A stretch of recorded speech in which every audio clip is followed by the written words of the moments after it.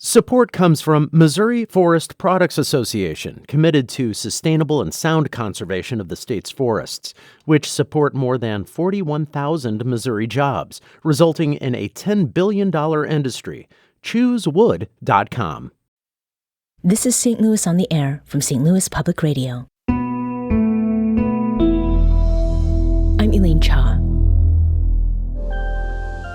Last week, Metro Transit was hit by a cyber attack that froze its call-a-ride van service over the weekend. The disruption left people in St. Louis and St. Louis County's disability community without transportation. In that particular instance, Metro was dealing with a surprise technology and security breach. But local disability rights advocates say the recent call-a-ride disruption reflects long-standing issues that make paratransit services, which are required by law, inaccessible and unreliable. Here to talk with us about those issues and what efforts are being made to address them, we have Jeanette Mott Oxford, who is Public Policy and Advocacy Manager at Paraquad. Paraquad is a local nonprofit dedicated to disability advocacy. JMO, welcome. Thank you, Elaine. We also have Etefia Umana, a member of the St. Louis Metropolitan Alliance for Reliable Transit, or SMART. Etefia, welcome to you as well. Thank you very much, Elaine. And thank you both for joining the program. Now, last week, as we had mentioned in the open there, a cyber attack on Metro Transit caused the agency to cancel weekend rides for the paratransit service Call-a-Ride. JMO, what kind of immediate impact did that service cut have on people? Well, it had been down on the 2nd and the 3rd, and then again on the 7th and the 8th. It was particularly sad that it went down again on the 7th because that was the day of Festability, which is a disability pride event at Forest Park centered around the Missouri History Museum. So a lot of people had planned to go to that, and just like other pride events, a Black Pride event or a LGBTQ pride event, people with disabilities want to be able to attend a recreational event like that celebrates their history. So lots of folks could not get there that planned to come without finding another way, and that's often very expensive or makes you late. So as far as finding another way works, Metro did not have a backup plan to contact customers or to offer alternative transport. So how was it specifically that people worked around loss of Call-a-Ride? Well, some people just didn't come. For example, a member of SMART named Jeanette had a 7:16 a.m. ride scheduled so that she would be sure and get there in plenty of time, because you have to think ahead when you're using Call-a-Ride. And it didn't come, so she missed the day. She didn't get to come. On the other hand, Raven McFadden, who's treasurer for Festability, was able to get a ride in a van of Sarah Schwegel, the planner of Festability. Her parents have a van that works for her needs, and they were willing to take the family van to pick up Raven. Mm-hmm. So it's really reliance upon those you know who might be available at the time when you've lost your appointment and the transport that you need. Right. Now, before we discuss the issues that customers have been dealing with, JMO, and for those who may not be familiar with paratransit service, why is Call-a-Ride important? Well, people with disabilities should have the right to have a barrier-free life, have a full and happy life. Transportation is absolutely essential to that. This is the 50th anniversary of the signing of the Rehabilitation Act that included Section 504 that said if you get federal money, you have to give access to people with disabilities.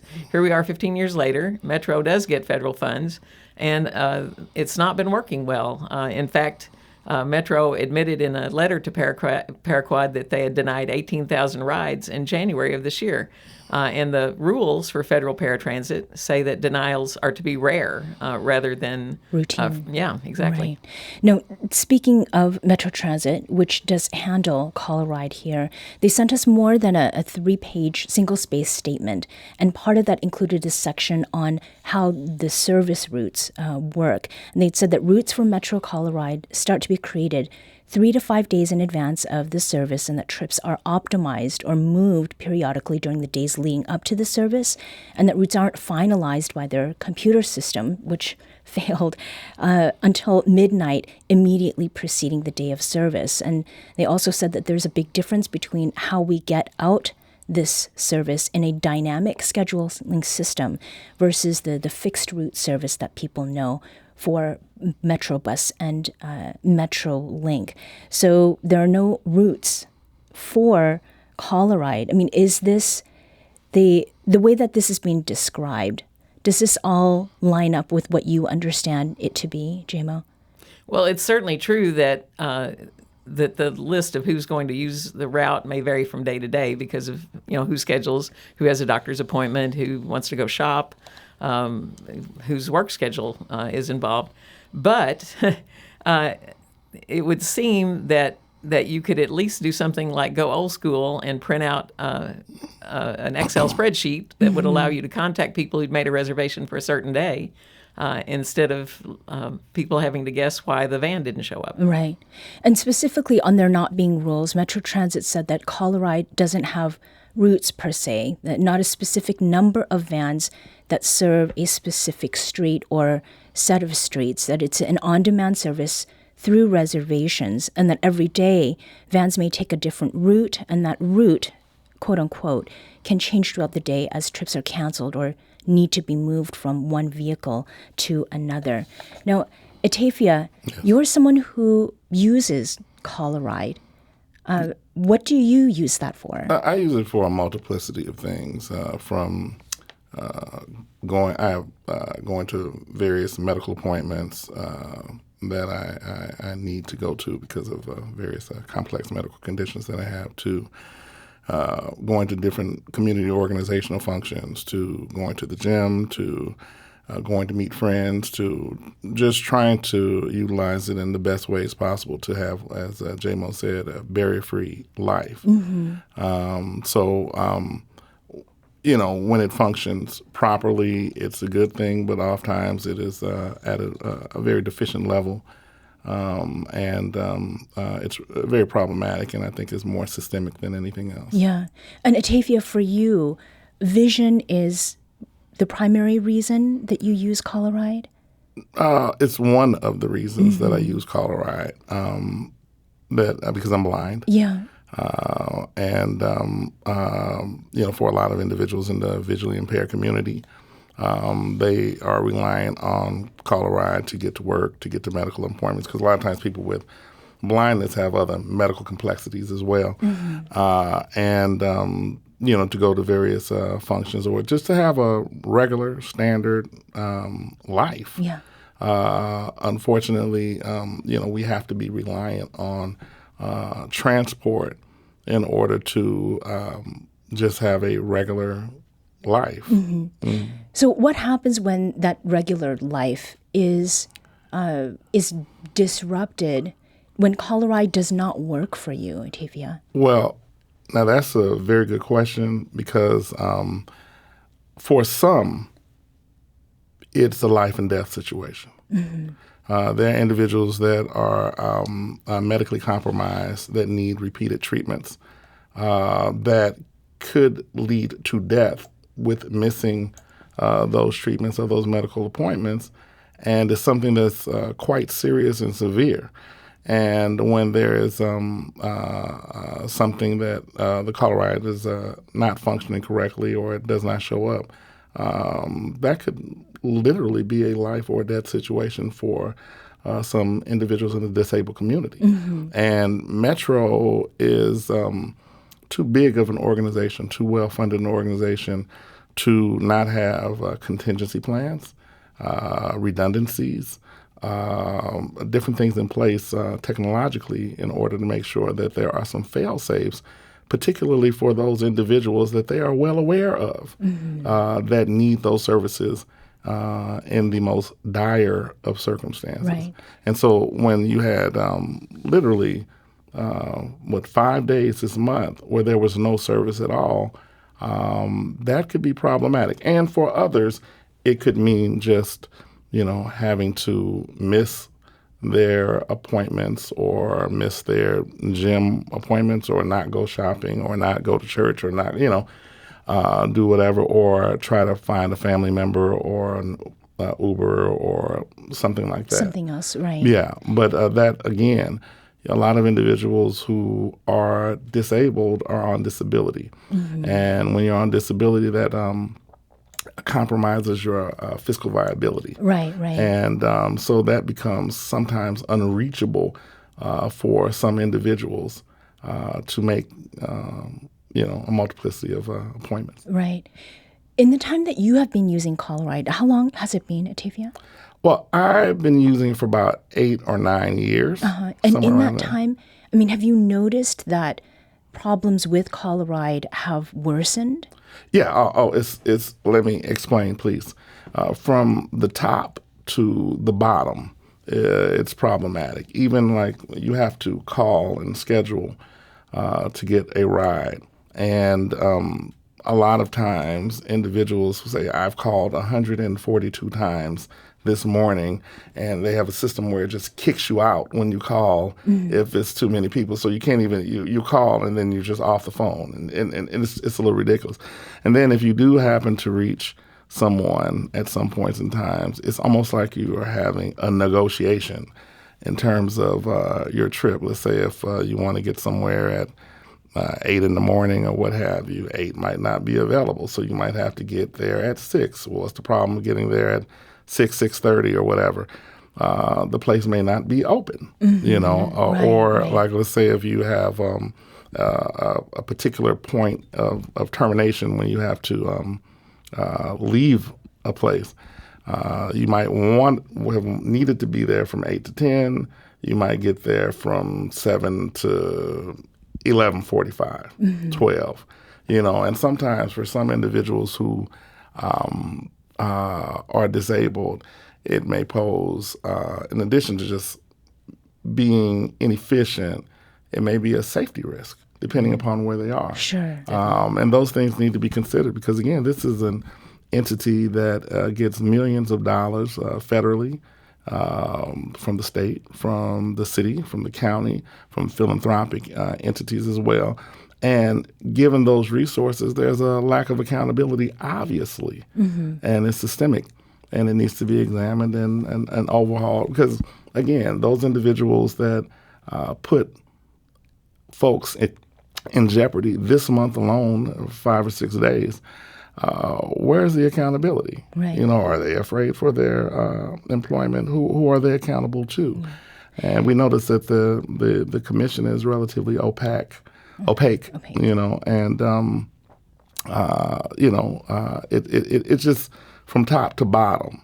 There are a lot of problems systemically within this entity in terms of providing services for a group that typically does not have a huge lobby. Right. Now, Robin Wallen is the transportation chair for the Missouri Council of the Blind, and she says that surveys she's been conducting show a grim picture of the state of paratransit in the region. And we're taking a survey of Colorado users and paratransit users. And one of the recurring themes is that a lot of people have given up on the system. A lot of people are frustrated with the system. And a lot of people feel like they've been left in the dark.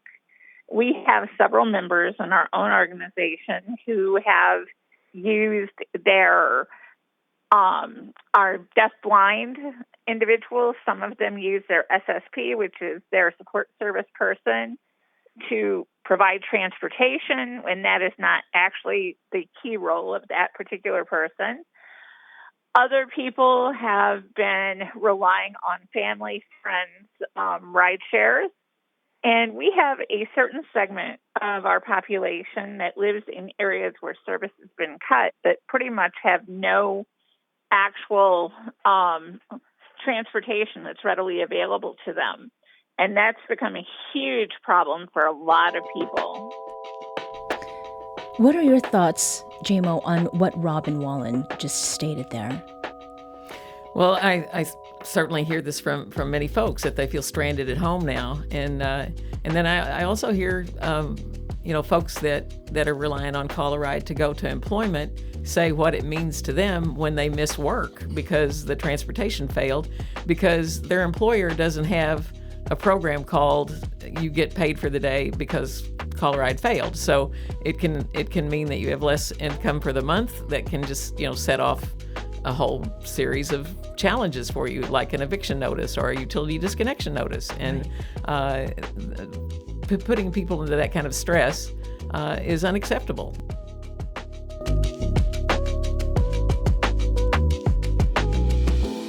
We need to take a quick break here, but we'll be back shortly to continue this conversation. This is St. Louis on the Air on St. Louis Public Radio.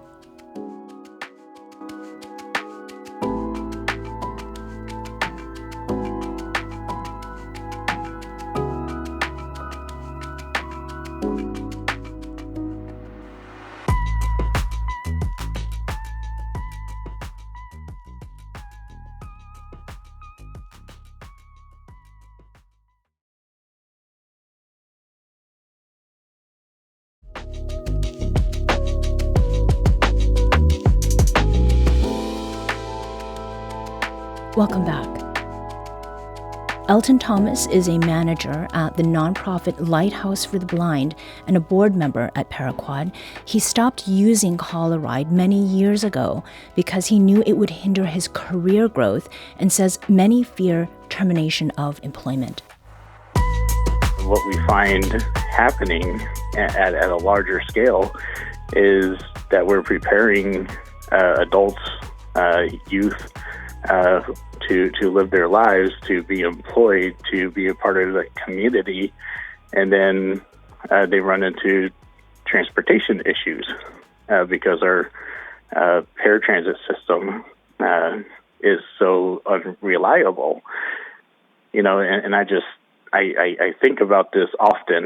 If there's something that keeps me up at night, it's thinking about my brothers and sisters in the disability community that are suffering because of transportation.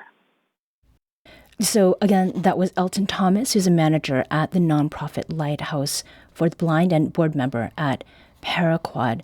Now, there are some demands that a coalition, which includes Paraquad, has made.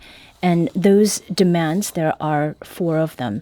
Advocates have been trying to engage with Metro and raise concerns. Briefly, JMO, what were those recommendations that were made, and has Metro been receptive? We asked for 4 things after pressing for 3 months to get a meeting with their Board of Commissioners. We discovered that their board meetings are basically live streamed on Facebook. You can watch them later on YouTube, and people can make public comments online, but is that an open meeting? So one of our demands was to open up your meetings to the public, actually meet people in person sometimes, come to where it's convenient for people to get to, and meet people that use the Metro services. Call a Ride, fixed route buses, MetroLink, meet your customers in person. Meeting folks in the flesh really matters. It's not that people with disabilities want you to meet us so you'll pity us. We don't believe we should be pitied. We have various conditions that we have to cope with, but we are your fellow human beings and want to have a full life. Come meet us in the flesh. We also think that there's a disparity in how the Call a Ride drivers are paid. They start, according to a recent article in the St. Louis Post-Dispatch, at $5 an hour less than the fixed route drivers. Why is that? The Call a Ride drivers may actually have a somewhat more complicated life around dealing with people who have some, medical conditions that may take some special skills. We also think that Metro needs to press the reset button on their engagement with people with disabilities. We should be involved in planning the system from the very beginning. If they're going to get it right, talk to people with disabilities from the get-go. Nothing about us without us is our motto as people demanding our rights. When we actually got that June 21st meeting with the Board of Commissioners, the Facebook stream said that they were meeting with the Community Mobility Committee. That wasn't who we were. They even got our name wrong. They're just not connecting to people with disabilities and listening to us carefully, or they wouldn't have got us confused with another letter of complaint from a different group. That was infuriating. And then we suggested that they bring in outside consultants from cities that do paratransit right to learn about best practices in those other places. How do you have reliable, affordable, safe, and accessible transportation? There are places that they could learn from. In this cyber attack, they did bring in a third party to help them because they admitted we don't have the expertise to solve this. The evidence says they don't have the expertise to give us reliable transit service. So bring in somebody that can show you how. Yeah. Now, regarding board meetings, Metro Transit told us while they haven't returned to in-person meetings, that their board meetings and board committee meetings are transparent in that they can be viewed live or recorded.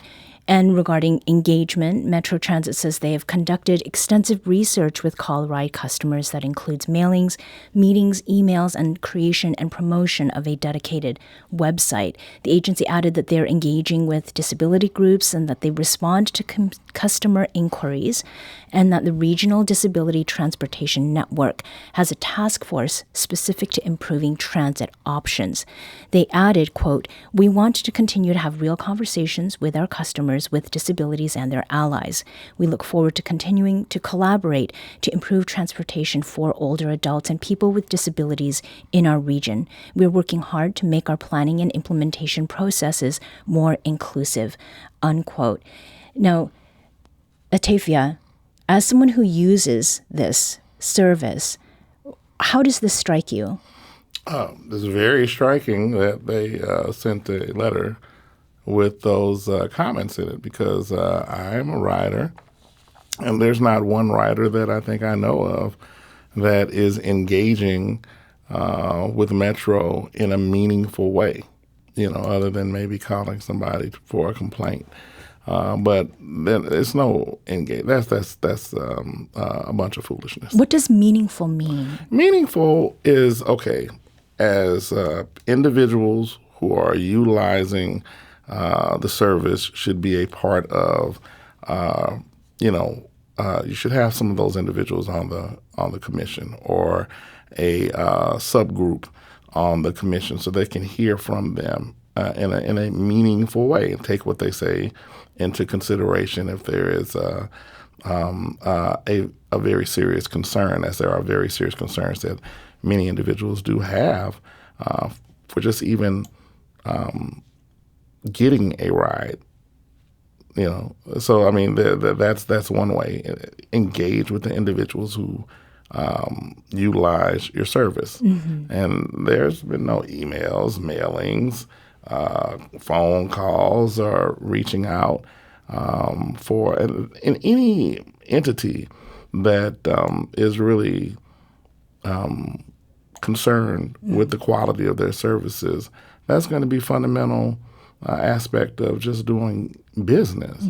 And again, when you're dealing with a group of individuals that don't have a huge lobby and don't seem to have a big presence, you can give them second-rate service. You can look at the ADA as a ceiling, and not as a floor, as it should be looked at, and so forth. So that's not. I've not seen any of that. No, and it's been as a result of individuals coming together after the dwindling services, after the continued reduction of the routes, reduction of basic quality of services, where people are getting together now and saying something must be done because the consequences of this are severe, but they could even become deadly. Yeah. No, the cyber attack that brought down Metro's Call Ride service very recently is one thing, and obviously it wasn't a planned cutback in service. There are more global issues. Metro Transit said the main issue they're having is, quote, difficulty overcoming the historic workforce shortages that many companies across industries in St. Louis and the country are experiencing, end quote. The agency added that prior to April 10th, the service area for Call a Ride had remained unchanged since 2016, and that changes were necessary to meet federal ADA complementary paratransit requirements. And they added that their goal is not to deny service to anyone for service, quote, within the federally required service area.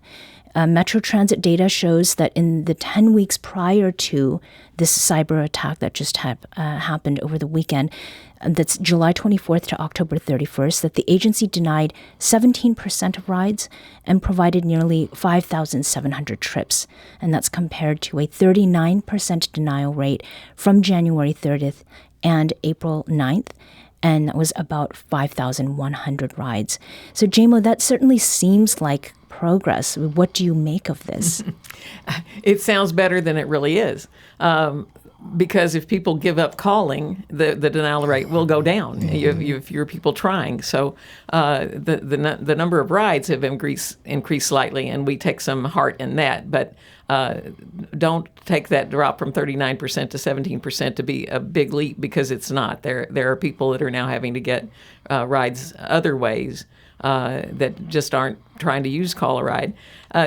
The list of things that they said that they are doing earlier that you shared, I've participated in several of those, and I have seen some improvement in how seriously they are taking some of those things. For example, I attended the Regional Disability Transportation Network meeting on February 1st.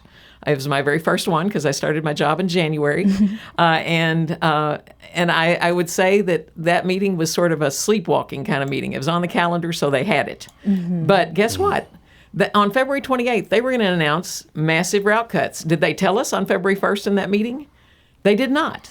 If you were seriously engaging with people with disabilities, you'd give them some early warning. And a meeting on February 1, when you're going to make a major announcement on February 28th, then they announced the major cuts. They announced they'd have a public meeting about it 1 week later, at UMSL. You give people more than 1 week notice if you want them to be able to manage to get to something. There were people that call a ride to go to the meeting at UMSL and got denied a ride to UMSL. They were even told, we don't know where that is. We can't find the address in our system. Be prepared if you're going to actually serve people with disabilities. It's infuriating to me. And open meetings, the door is open wide enough that there's a tiny sliver of light coming out, but that is not an open meeting. And to make a slight correction here, I had said July 24th to October 31st. That 10-week range was July 24th to October 1st. So there was something else that Elton Thomas shared with us, and he said that he doesn't feel like you're asking, that you all are asking too much of Metro. The people just want reliable transportation. Yeah. I would encourage Metro to stand with us to fix these problems instead of viewing us more like a cost. That's what they're doing. They're viewing us as a cost. I'd like to see them view us as like an investment. Whenever there's a call a ride cancellation, that person with a disability does not get engaged in the community. And the community needs people with disabilities out there working and shopping, going to doctor's appointments. And when Call a Ride fails to provide the transportation, it really has an impact on society too. Now, hearing what Elton Thomas is saying there's also this question about an attitudinal change. Yes. And we heard from Robin, who had spoken with us, Robin Wallen, and something that she had pointed out was that there is sort of this attitude that those who have disabilities, who need to use services like Call a Ride, that you just should be grateful that the service exists at all. But what do you say to that, Etefia? That's very unfortunate and very disturbing. But I think that Elton said it very clearly. I mean, we are a part of this fabric of this community, and it's not like anything is given to us. Again, this comes from federal, state, local, and sometimes philanthropic. These are our tax dollars, that are employed. And individuals with disabilities do pay taxes, So having that kind of an attitudinal problem or is very disturbing, and it really is something that through, I think, our collective efforts can be kind of brought down. But there's one thing, Elaine, I would like to point out about what you read earlier, if you don't mind. You said that Metro is saying that the problems of employment that are plaguing the society is part of the reason why they can't get drivers. See, there's a difference between if there was, like, let's say there was a 10%, deficiency in the drivers. It's I think 40% or more, and that's an F in anybody's book. The reality of the situation is if you pay people what they're supposed to be paid, you address the pay inequities between the route drivers and the caller ride drivers, treat them with respect, Amen. Engage them, you will get people that to work for you. Yeah. So we can't continue to rely on that fiction as a crutch for incompetence. Well, in our final moment, JMO, of the things that Metro could improve with Call a Ride, what do you think has the greatest urgency? Well, I think that they need to bring in people that know how to run a modern, reliable system because there are other places where it's working. So they admitted they couldn't handle the cyber attack, that they needed a third party. Bring in a third party that can help you fix this system. I think that's real possible. And we're going to keep demanding that. There's more than 325,000 people with disabilities in the St. Louis area. Imagine us speaking out with one united voice. Imagine people of goodwill who care about people with disabilities speaking out with us. Folks are certainly invited to join our 6 p.m. Zoom organizing calls each Thursday that Paraquad convenes of SMART. Etefia is the one who suggested the name SMART, St. Louis Metropolitan Alliance for Reliable Transit. That's one of the reasons I wanted to invite him to come with me today, is he's the father of SMART.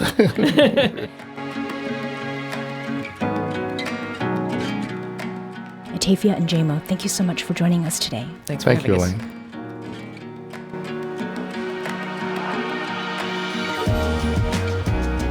Today's segment was produced by Aula Kuziz. With audio engineering and podcast design by Aaron Dorr.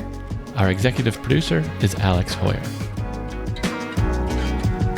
St. Louis on the Air is a production of St. Louis Public Radio. Understanding starts here. St. Louis on the Air proudly supports local artists by using music from Life Creative Group.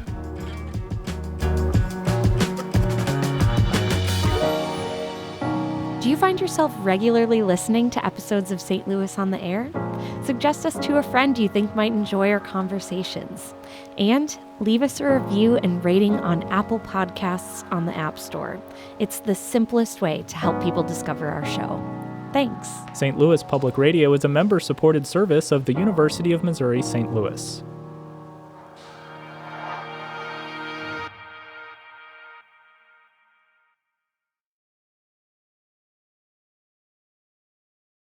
Support comes from the Missouri Forest Products Association, committed to conservation and careful management of the state's forests to make them more resilient and better habitats for wildlife. ChooseWood.com.